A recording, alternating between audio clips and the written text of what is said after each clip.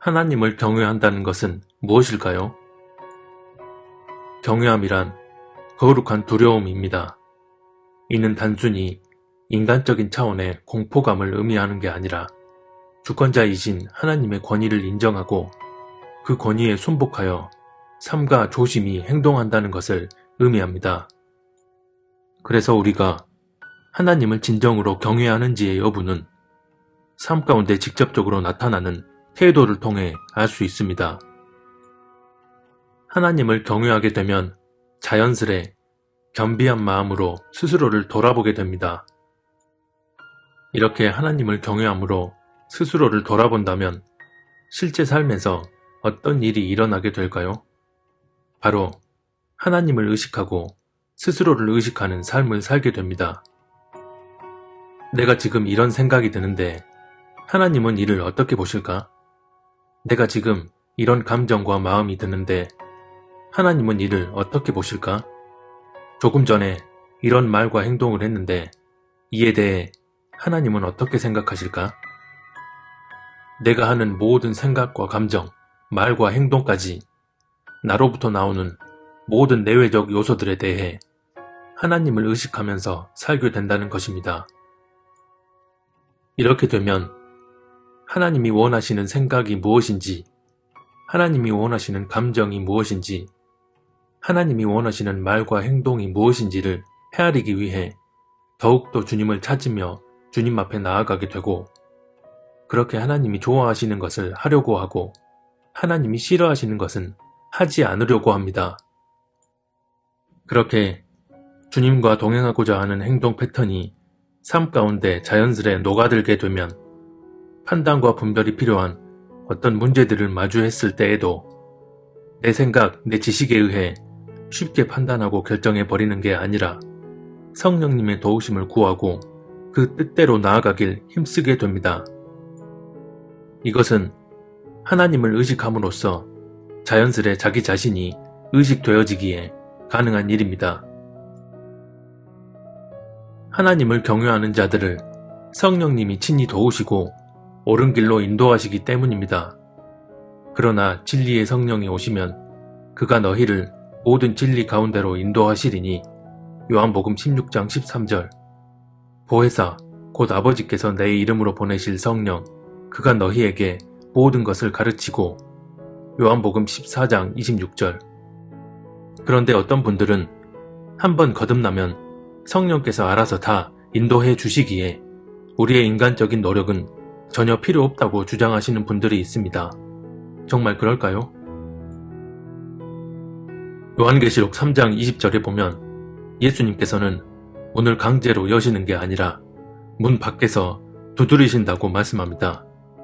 그렇게 문을 두드리실 때 그 소리를 듣고 문을 여느냐 마느냐는 우리가 해야 할 일입니다.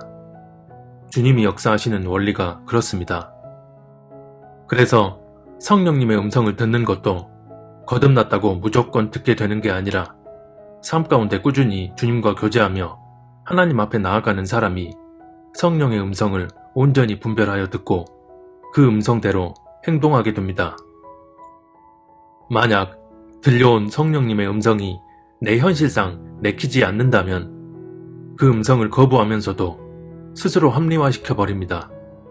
이런 일이 한 번, 두 번 계속되게 되면 성령의 음성은 점차 희미해지게 되고 결국 자기 종교적 기준과 열심만 커지게 됩니다. 그래서 하나님을 온전히 의식함으로 스스로를 의식하며 사는 게 중요합니다. 그런데 또 문제는 하나님을 의식하지 않아도 자기 자신은 얼마든지 의식하며 살 수 있다는 것입니다. 이렇게 되면 하나님의 뜻과 다른 방향으로 나아가게 됩니다. 예를 들어 어떤 죄를 저질렀는데 자기 자신을 지나치게 의식함으로써 하나님도 잊어버린 채 극심한 죄책감에 사로잡혀 괴로워하고 우울함에 빠져드는 경우입니다. 만약 죄를 지었더라도 하나님을 의식함이 있었다면 스스로를 의식하고 있기에 죄가 죄로 인식되고 그로 인해 죄책감이 들지만 그런 죄책감에만 휩싸여 있는 것은 주님이 원하시는 마음이 아니라는 것을 깨닫습니다. 그래서 힘겹더라도 그 참담한 마음을 가지고 하나님 앞에 나아가 자신의 모든 죄된 행위들을 철저히 쏟아내고 주님의 도우심을 구함으로써 주님께서 긍휼과 은혜를 베풀어 주시면 다시 일어서서 그 뜻하신 방향으로 나아가게 됩니다. 그러나 하나님은 의식하지 않고 자기 자신만 지나치게 의식하게 되면 이처럼 스스로에 갇혀서 하나님께서 그 사람에게 역사하지 못하도록 스스로 그걸 막아버리는 것과 같습니다. 그래서 우리가 하나님을 의식하는 중심이 전제되어 있을 때 겸비함으로 스스로를 돌아볼 수 있게 되고, 그렇게 될 때 하나님이 원하시는 방향으로 나아갈 수 있는 것입니다.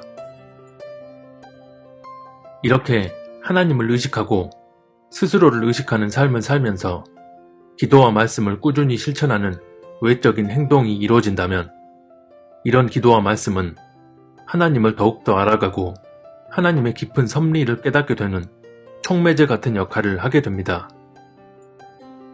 여기서 또 문제는 하나님을 의식하지 않고 스스로를 의식하지 않고 살아도 이런 기도와 말씀이 종교적 습관으로 무장되어질 수 있다는 것입니다. 만약 그렇게 되면 내가 기도를 하루에 3, 4시간을 하더라도 울리는 꽹과리에 지나지 않고 말씀을 읽고 연구해서 빠삭하게 알더라도 머리만 커지게 될 뿐 실제 삶 가운데 하나님과 동행하는 하나님 마음에 합한 사람이 될 수는 없습니다.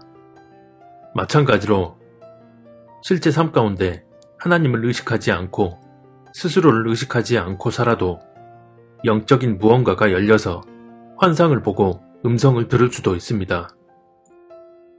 이런 경우는 대부분 그 잘못된 중심을 간파하고 광명한 모습으로 가장한 원수 마귀에 의해 미혹된 방향으로 나아가게 됩니다. 반대로 하나님을 의식하고 스스로를 의식하며 살아도 아무것도 보지 못하고 듣지 못할 수도 있지만 그런 사람들에겐 하나님께서 반드시 진리로 가장한 거짓에 미혹되지 않고 바른 길로 나아갈 수 있도록 은혜를 베풀어 주셔서 올바른 분별력으로 생각하고 행동하도록 인도해 주십니다.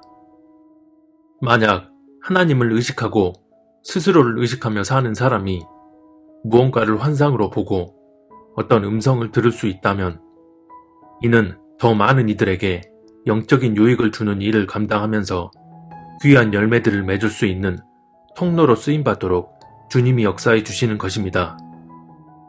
그래서 본질은 내가 뭘 보고 들을 수 있느냐가 아니라 내가 얼마나 하나님을 의식하고 스스로를 의식하며 살고 있느냐입니다.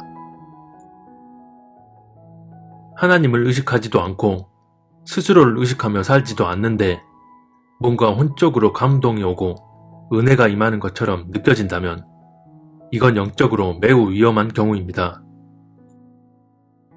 하나님께서는 사람의 중심을 간파하시고 그에 맞게 역사하시기에 당신을 경외하지 않는 이들에게는 절대로 위로와 은혜를 허락하시지 않습니다. 나 여호와는 심장을 살피며 폐부를 시험하고 예레미야 17장 10절 나는 은혜 베풀 자에게 은혜를 베풀고 긍휼히 여길 자에게 긍휼을 베푸느니라. 출애굽기 33장 19절 주님은 그 사람의 영적인 상태에 맞게 맞춤형으로 당신의 속성을 드러내십니다. 그래서 하나님을 경외하지도 않고 스스로를 돌아보는 겸비함도 없으면서 뭔가를 보고 듣고 지식이 많고 스스로 높은 마음을 가지고 있는 사람에게는 위로와 은혜가 임하는 게 아니라 강한 책망과 경고의 말씀이 부어지게 됩니다. 이런 사람에게는 사실상 책망과 경고가 은혜에 해당한다고 할 수 있습니다. 주님, 주께서는 신실한 사람에게는 주의 신실하심으로 대하시고 흠 없는 사람에게는 주의 흠 없으심을 보이시며 깨끗한 사람에게는 주님의 깨끗하심을 보이시며 간교한 사람에게는 주님의 교묘하심을 보이십니다.